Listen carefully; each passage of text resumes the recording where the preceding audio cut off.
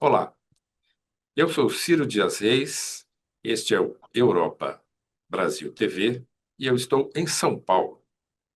E eu sou Arthur Capuani, correspondente aqui em Bruxelas, falando direto da sede do Parlamento Europeu, no coração da Europa. Bom, Arthur, nós temos hoje três temas. Um deles é este momento da Europa, digamos, pós-cessar-fogo no Oriente Médio, a viagem de Mark Rutte, o chefe da OTAN, a Washington, nesse momento sensível das relações Europa-Estados Unidos. O outro tema é o das eleições na Hungria, da maior importância, tema que a gente já abordou há alguns dias, mas que agora o processo eleitoral entra na reta final, eleição é no domingo, e a Europa prende a respiração à espera dos resultados.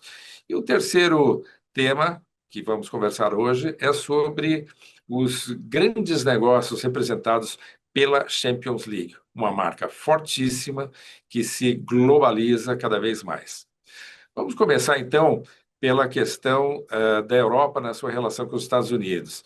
Queria te ouvir um pouco sobre a visita do Mark Rutte, da OTAN, líder da OTAN, a Washington, e como é que essa conversa, essa relação já tão desgastada entre Bruxelas e Washington deve se desenrolar daqui para frente. Pois é, Ciro, essa é uma viagem de 2 dias do Mark Rutte lá para Washington. Ele já se reuniu com o Trump, ele ainda não falou oficialmente, e existe aí, claro, uma tentativa do Mark Rutte em colocar panos quentes, né? Mais uma crise entre Trump e OTAN. Essa é uma história, uma briga muito antiga, né? Que o Trump tem com a OTAN, desde inclusive do outro mandato dele. Ele costuma dizer que os Estados Unidos carregam a OTAN nas costas, que na verdade são os Estados Unidos quem protegem os outros integrantes da aliança, fazendo menção principalmente aos europeus, e o Trump sempre criticou muito a falta de investimento dos países europeus em defesa. Tanto é que forçou ali no ano passado um aumento para o investimento mínimo em defesa para 5% do PIB, que conta aí também com uma porcentagem de investimento em infraestrutura, não necessariamente em armamento ou em exército, mas também na logística que envolve a defesa do continente.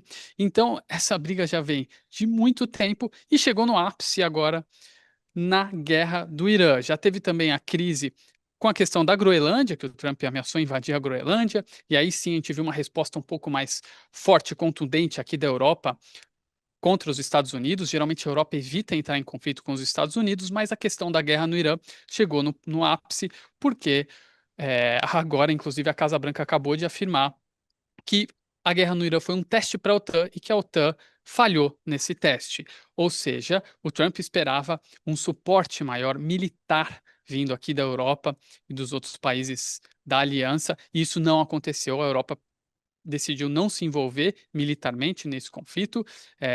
Palavras muito claras aqui da Ursula von der Leyen, da Kaja Kallas, de que essa não é a guerra da Europa, né? O Trump também, por sua vez, nem chegou a comunicar os aliados quando realizou os ataques ali a Teherã. No início dos ataques, o que seria uma praxe, né, entre aliados, quando você vai fazer um movimento militar dessa magnitude, você pelo menos comunica os seus aliados. Então, essa relação ela está muito estremecida e o Mark Rutte foi lá para tentar fortalecer, porque se os Estados Unidos saem da aliança, a aliança praticamente acaba. E também foi lá para tentar negociar um plano para que a OTAN ajude a manter. A manter, não, porque agora está fechado novamente e pode mudar a partir do momento que a gente publicar esse vídeo, o Estreito de Hormuz, a passagem pelo Estreito de Hormuz, que é o que impacta sempre na economia. E esse impacto ele já está sendo sentido aqui. A inflação subiu em março para 2,5%, alta em relação a fevereiro, na zona do euro. E a inflação da energia aí deu um salto de 8 pontos percentuais. Tinha marcado deflação, agora foi para 4,9%. Então, os impactos já estão aqui. Esse é o grande medo da Europa. E esse movimento do Rutte é para tentar contornar e tentar fazer a aliança sobreviver. É interessante que eu participo de um grupo de profissionais de diversos países, profissionais ligados ao tema da geopolítica.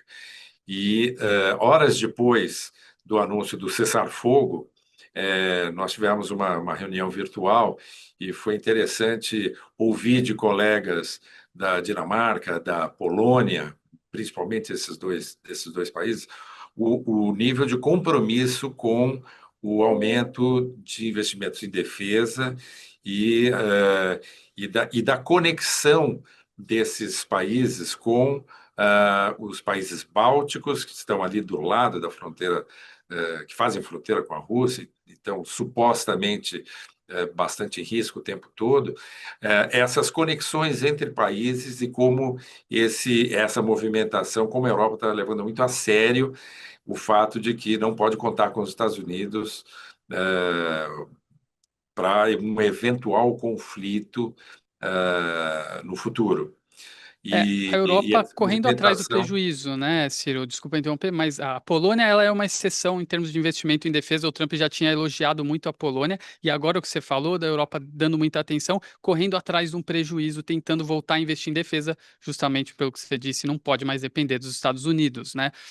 Países como Espanha, Portugal investem muito pouco em defesa, investiam muito pouco, agora estão elevando o investimento, e isso sempre irritou o Trump.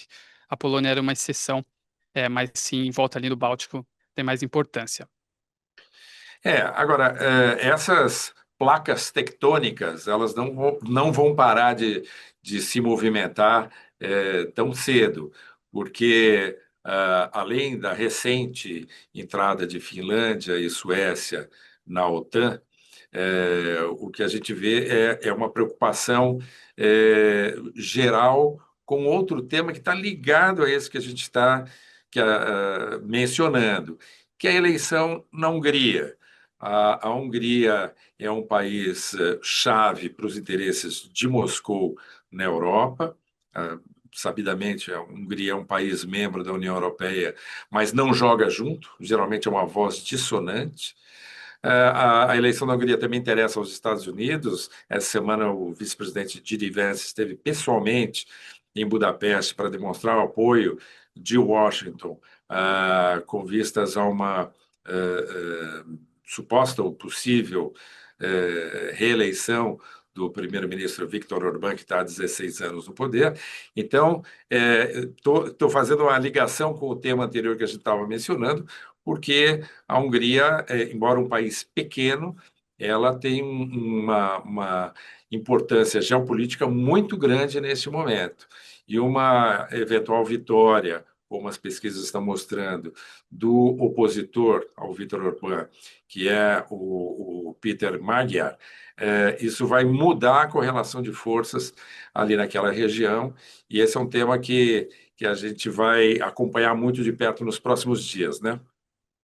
Eu acho que a eleição mais importante que temos aqui na Europa neste ano é realmente por conta desse simbolismo que o Orbán tem para a extrema-direita aqui na Europa, a extrema-direita que vem ganhando terreno, né? Se não sobre a figura de chefes de Estado, que não são muitos, você tem a Giorgia Meloni, o Orbán e o Robert Fico, que também é uma questão à parte, tem um asterisco ali, porque ele até chegou a ser filiado ao Partido Comunista, Robert Fico da Eslováquia, perdão, chegou a ser filiado ao Partido Comunista, mas hoje tem uma aliança com a extrema-direita, então também é visto como um ponto de extrema-direita, mas, num geral, a extrema-direita vem ganhando espaço nos parlamentos e na política europeia, então essa eleição ela é extremamente importante para isso, porque pode cair um dos grandes líderes da extrema-direita aqui na Europa, e o Viktor Orbán, segundo as pesquisas, está atrás está atrás nas pesquisas, né? A última, mais recente, saiu da Median, que indica que mais de dois terços do parlamento vão para o TISA,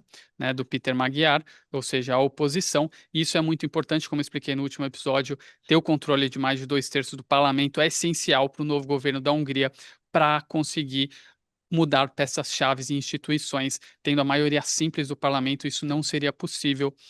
Essa pesquisa, você tem várias pesquisas, essa pesquisa, claro, foi criticada pelo Orbán, mas essa mesma esse mesmo instituto que realizou essa pesquisa, nas últimas eleições, indicou a vitória do Orbán. Então, a gente pode ver aí uma certa imparcialidade, e parece que eu converso com os meus colegas húngaros, jornalistas húngaros, e eles apontam que é uma empresa, sim, confiável. Claro, é pesquisa, a gente nunca sabe o que vai acontecer de fato. Neste fim de semana, eleições na Hungria, extremamente importantes, Ciro. E é interessante, quer dizer, como os momentos são diferentes, porque no ano passado os Estados Unidos manifestaram apoio numa eleição na Polônia, e esse apoio de Washington, o candidato mais à direita conseguiu virar na reta final da corrida eleitoral e ganhou as eleições. Então, com o suporte de Washington bastante explícito. Dessa vez, Washington também, de forma explícita, manifesta apoio a Viktor Orbán. Só que o cenário mudou um pouco, porque mesmo parte da direita europeia tenta manter alguma distância de Washington nesse momento, em função do desgaste dos americanos com a guerra no Irã. É o caso, por exemplo, da Giorgia Meloni, que, embora claramente alinhada mais à direita do espectro político, ela tem tentado uma certa distância, um certo afastamento, em função das sensibilidades hoje inerentes à imagem do presidente Donald Trump e o seu desgaste com essa participação na guerra do Irã.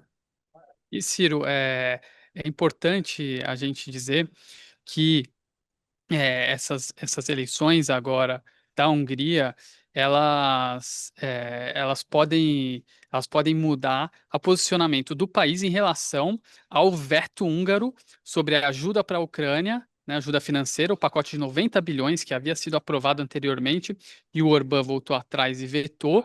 Então, 90 bilhões de euros para os próximos 2 anos para a Ucrânia, e também o embargo relativo ao novo pacote de sanções que a União Europeia quer aplicar contra a Rússia. Está todo mundo esperando e de olho nessas eleições da Hungria, porque o resultado vai definir exatamente isso, se esse veto cai ou não. Estamos vivendo um momento em que as cartas se reembaralham na Europa, muita coisa está acontecendo, e você mencionou a Ucrânia, para a gente ter uma ideia de como muita coisa diferente está acontecendo. A Ucrânia em tratativas com a Arábia Saudita para um plano de segurança e defesa, ou seja, uma parceria que 2 anos atrás seria difícil de imaginar. A Arábia Saudita com a Ucrânia, pensando em formas conjuntas de defesa e segurança e iniciativas militares. Então, é um momento que muita coisa está acontecendo ao mesmo tempo, muitas sensibilidades sobre a mesa. Com certeza. É por isso essa expectativa tão grande, eleições no dia 12, agora em Budapeste, mas não é o único grande evento que Budapeste vai receber nesse primeiro semestre, não é, Ciro? Exatamente. Dia 30 de maio, vai ser realizada em Budapeste a final da Champions League, que é um tema que vai. Champions League, que é um pilar que vai muito além do futebol, é um grande business. A Champions League conseguiu se estabelecer como uma grande marca ao longo das últimas décadas, e hoje é um grande negócio. Segundo a consultoria Deloitte, os 20 maiores ou mais importantes times da Europa hoje têm um faturamento conjunto próximo dos 12 bilhões de euros, sendo que quem lidera a lista é o grande campeão europeu, que é o Real Madrid, com mais de 1 bilhão de euros faturados por ano. Então, esse é um evento, a Champions League, que coroa todo um processo, um trabalho da UEFA muito bem sucedido ao longo de décadas, com patrocínios né, muito fortes também, e uma globalização do futebol europeu. Então, hoje a gente vê times fazendo pré-temporadas na China, times europeus fazendo temporada na China, querendo abrir esse mercado para o futebol, um mercado enorme, como sabemos. Jogos sendo feitos no Oriente Médio. Então, tem toda uma estratégia que você acompanha já há muitos anos, bem de perto, uma estratégia de marketing muito bem sucedida. Exatamente, Ciro. Eu comentei antes da gente começar aqui a nossa conversa com você que a minha primeira matéria, a minha primeira reportagem, na verdade, foi um texto que eu fiz para a Universidade do Futebol, um site muito interessante, é um projeto tocado pelo João Paulo Medina, que se transformou ao longo dos anos. Foi sobre justamente o projeto de marketing da Champions League, como a Champions League conseguiu fortalecer a sua marca de diversas maneiras. Por exemplo, com a música, que quando a gente escuta até arrepia, todo mundo entrando em campo com aquele hino da Champions League, com um logo muito forte, aquela bola com as estrelas, tudo, tudo foi muito bem pensado para fortalecer esse campeonato que virou um dos campeonatos mais importantes de futebol do mundo. E com isso, a Champions League conseguiu trazer receita e, claro, paga prêmios muito grandes para os clubes que participam, principalmente aqueles clubes que têm um valor de marca maior e também aqueles que são vitoriosos, porque tem uma parte no pagamento de prêmios que é com base no desempenho. Então, é um projeto gigantesco que tem muito sucesso, que fez parcerias com marcas muito importantes. A Heineken é com certeza a maior delas, que já está há muitos anos nesse processo, né, de construção da Champions League, e a cada ano é sempre um campeonato muito importante que acontece. Agora eu quero saber quem que você acha que vai ganhar esse ano. Eu aposto no Bayern, apesar minha torcida é pro Arsenal, mas eu aposto no Bayern, Ciro. Eu não faço apostas, porque os times são muito equilibrados. Se fosse no Brasil, seria mais fácil. Tem dois ou três tradicionalmente favoritos, mas para a Champions League é difícil. Essa eu passo, não vou fazer essa aposta. Agora, do ponto de vista de negócio, que é o que a gente está mencionando também aqui em relação à Champions League, tem uma coisa interessante, que a gente sempre fala que as empresas precisam permanentemente rever seus modelos de negócio. A Champions League é um negócio que também se revisita. Ou seja, eles mudaram o regulamento, mudaram o formato da competição e ela ganhou um fôlego adicional, né? O próprio processo de competição, depois de muita polêmica, ele evoluiu. Então, o modelo de negócios também me fascina da Champions League. Ou seja, eles sabem que mesmo uma fórmula que dá certo, ela pode ser aperfeiçoada. E esse é o caso deles, né? Exatamente. Esse novo formato, ele é muito interessante. Tem gente que gosta, tem gente que não gosta, é isso. Futebol é sempre vai levar para polêmica, mas eu acho ele interessante porque você cria uma diversidade de confrontos maior. No sentido de, antes você tinha na primeira fase grupos de 4 times e você fazia 2 partidas contra os mesmos adversários. Agora não, agora você está separado em potes também, porque esses grupos eles eram definidos já antes por potes. Só que agora esses potes, eles são o que definem os confrontos já de antemão, e você tem uma tabela só com a classificação de todos os clubes. É um formato extremamente interessante, criou diversidade de jogos, aumentou o número de partidas, também daí vem uma crítica muito grande, né, já com um calendário muito cheio, tem uma crítica por parte de clubes, técnicos, mas de fato mexeu com o ambiente da Champions League, a gente viu isso nesse ano, e com uma última rodada que atraiu a atenção de todo mundo, porque você tinha muita coisa em jogo, você tinha clubes lutando ali para classificar para para a última fase, clubes lutando para classificar para os playoffs também, que foi uma nova fase que foi criada. Então, eu achei pelo menos a última rodada extremamente interessante e achei que pelo menos valeu a mudança. Muito bom. Eu acho que para a próxima semana a gente tem outros temas que vão ganhar relevância e a gente vai ter a oportunidade de discuti-los.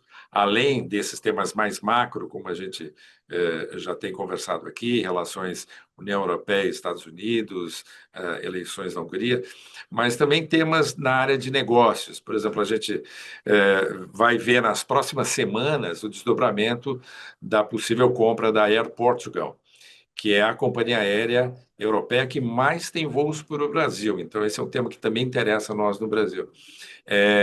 E que estão na disputa a alemã Lufthansa e o grupo Air France KLM. Então, vamos ver com quem é que vai ficar a Air Portugal nas próximas semanas. Esse é um tema para a gente prestar atenção e compartilhar aqui no Europa Brasil TV. Então, vamos ficando por aqui. Arthur, eu te agradeço por mais esta conversa e estaremos de volta semana que vem. Obrigado, Ciro, foi um grande prazer. Até a semana que vem.